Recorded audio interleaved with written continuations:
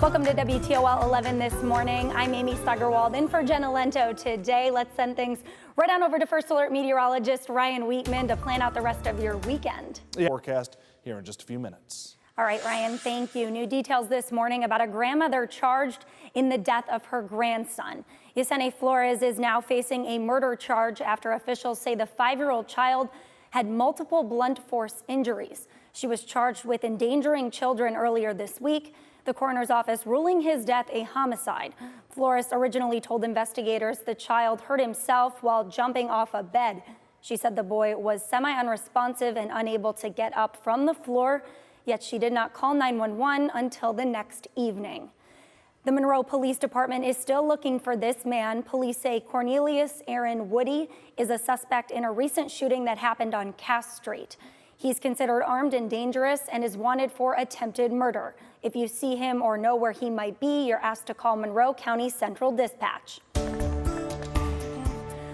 7 days, that's how long General Motors workers have been on strike. They are asking for better health care and equal pay for younger workers. You're taking a live look from the picket line at the GM powertrain in West Toledo. Nearly 50,000 workers at GM plants across the country are involved.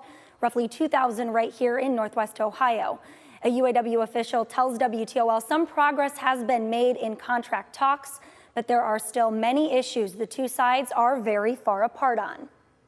Two Northwest Ohio congressional leaders speaking out on this strike, Bob Latta and Marcy Kaptur, both want a speedy resolution to get GM workers back to work. With the strike, we're all hoping that it gets resolved because, we have so many General Motors plants, not only in Ohio, but around the region. And we want to make sure that, everyone's back to work. And so we're all hoping for a speedy conclusion. Many of these jobs from Ohio have been relocated, not only to Mexico, but to places like China, for example. So our workers are up against wage structure, pension structure, health structure that is being eroded globally. We're not using our power to lift global standards. We're trying to drag our workers down to lower standards. And so they're standing up. You can always check the WTOL 11 app to stay connected to the latest developments as they happen. When a contract is reached, we will send an alert right to your phone. Police are looking for the young driver of a car that flipped over in North Toledo yesterday. According to neighbors on Lake Street and Stickney, the car came around a corner very fast, hit a curb, flipped over, and then rolled over several times before coming to rest on its top. One neighbor said he tried to pull the driver out, but the driver instead jumped out of the car and took off. Police believe the car may have been stolen. If you have any information on this case, you're asked to call Crime Stoppers at 419-255-1111.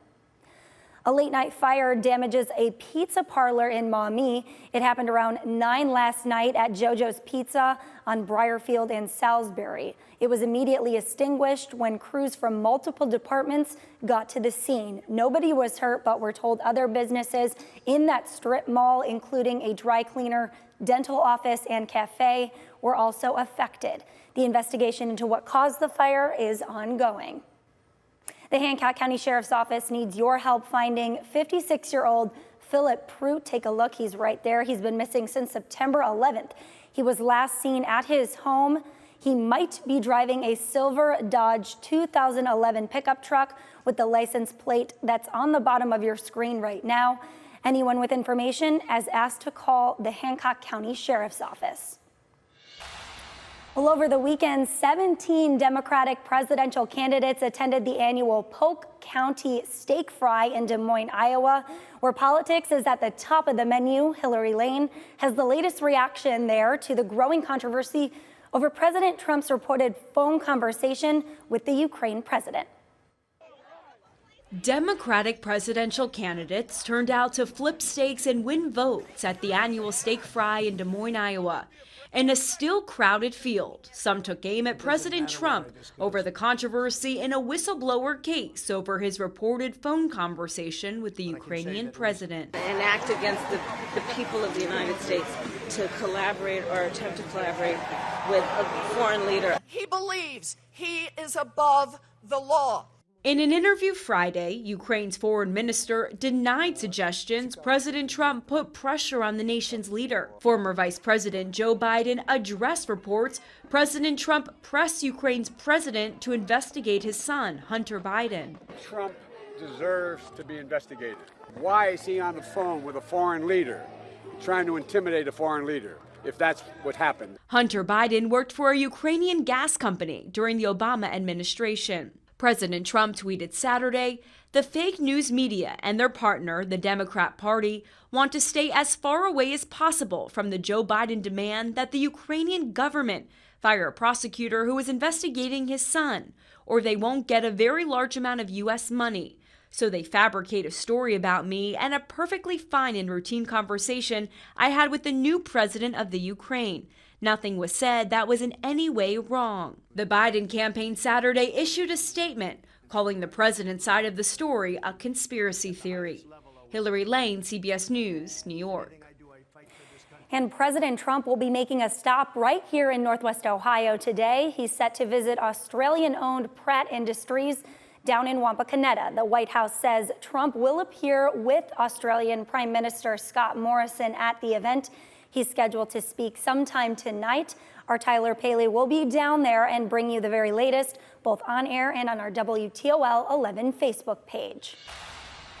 Right now, there are 7 gun law proposals up for debate in the Ohio Senate. A couple of the proposed laws are controversial among both Democrats and Republicans. One legislation would raise the minimum age to purchase a gun here in Ohio to 21. Another proposal would require background checks for private sales at gun shows. A red flag law is also still on the table. There's been a big increase in the number of tips to U.S. law enforcement about potential mass shootings. Following the high-profile shootings in California and Texas and Ohio, tips to the FBI rose by about 15,000 each week. Authorities say it is still difficult to identify and predict who the next shooter will be. Some of those would-be shooters sent text messages to friends or posted on social media. Authorities say the reasons for the increase in tips vary. Ohio County Commissioners say counties should have control of any settlement money derived from lawsuits against opioid manufacturers, distributors, and pharmacies. The County Commissioners Association of Ohio voted unanimously Friday to oppose giving the state attorney general exclusive authority over lawsuits, saying it strikes at the heart of local government's constitutional authority. The opioid crisis has killed thousands in the state of Ohio. And you can register for the Race for the Cure in person today. Susan G. Komen is holding registration events all over Northwest Ohio, and you'll be able to get your t-shirt and race packet. You can register at the Franklin Park Mall from 11 till 3 p.m. today. Don't forget, you can walk with Melissa Anders this year on Team More Than Pink.